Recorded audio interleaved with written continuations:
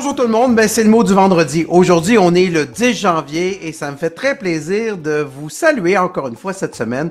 Donc, merci de me recevoir chez vous tous les vendredis. Aujourd'hui, j'aimerais vous parler de, on est en 2025, plusieurs d'entre vous ont des nouveaux projets, des nouveaux événements qui arrivent. Certains créent leurs propres projets, certains d'autres héritent de projets d'autres. Mais dans tous les cas, 2025, comme le début d'année, c'est souvent un renouveau et on le vit à chaque année.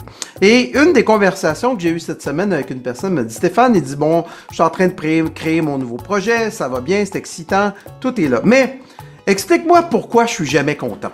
Parce que il y en a qui vont dire, écoute, pourtant j'ai tout, j'ai un beau projet, j'ai une belle job, j'ai un bel environnement, mais pourtant j'ai toujours besoin d'aller plus loin, puis d'en faire plus, puis d'avoir des projets plus excitants, et je suis pas capable de me satisfaire de ce que j'ai. Une des explications à celle-là, puis il y en a plein d'autres, mais une des explications à celle-là, je vais vous référer à un livre que je trouve très intéressant qui s'appelle Le bug humain. Le bug humain, c'est un livre de Sébastien Boiler qui a été écrit, je crois, en 2018. Sébastien Boiler, il est docteur en neurosciences et rédacteur en chef du magazine Cerveau and Psycho. Ce qui est très intéressant dans ce livre-là, c'est grosso modo ce qu'il dit, c'est que l'être humain nous pousse constamment à aller, notre cerveau nous pousse constamment à faire plus. Pourquoi faire plus? Parce que selon Boiler, il dit que le cerveau humain est dopé à la dopamine. En d'autres mots, on est drogué.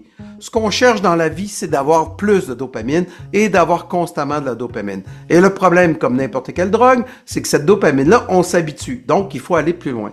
Et si je vais un peu plus loin dans l'explication, il y a 5 sources de dopamine. Donc, la première source, c'est manger. Mais manger crée de la dopamine alors que boire crée pas de dopamine. Donc, manger, oui, au sens propre, manger, ça crée du plaisir. Mais en même temps, tout le reste au niveau de la symbolique, c'est-à-dire remplir notre compte de banque, être en sécurité, avoir plein de biens, tout ça, ça crée une forme de dopamine. Deuxième source de dopamine, c'est la séduction, c'est d'être ensemble, c'est de se reproduire. Tout ça crée de la dopamine. Donc, cette sociabilisation-là crée de la dopamine et on en a besoin.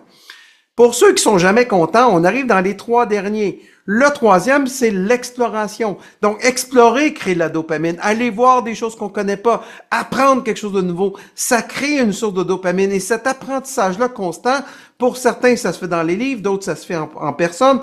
Donc, cet apprentissage-là crée une source de dopamine dont on a besoin. Le quatrième, c'est la conquête. Donc, la conquête, le challenge, aller plus loin, faire un marathon, monter une montagne, tout ça crée une forme de dopamine et on en a besoin. Donc, les sportifs d'entre vous, vous êtes drogués à cette dopamine-là de conquête, c'est elle qui vous pousse à aller plus loin. Et finalement, pour d'autres, le dernier, c'est le contrôle, le pouvoir.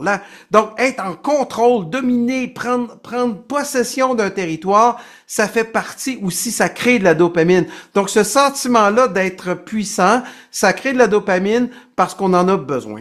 Donc, ces 5 sources de dopamine-là font que finalement, quelque part, l'être humain est malheureusement insatisfable. Donc, moi, ce que je vous dis suite à ça, c'est que ça c'est ce que Boiler dit. Suite à ça, on a tous besoin de dopamine et les sources de dopamine sont différentes de l'un à l'autre.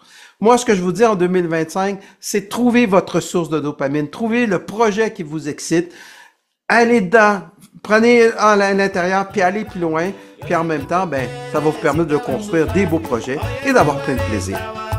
Je vous souhaite à tous une belle semaine et on se voit la semaine prochaine. Salut!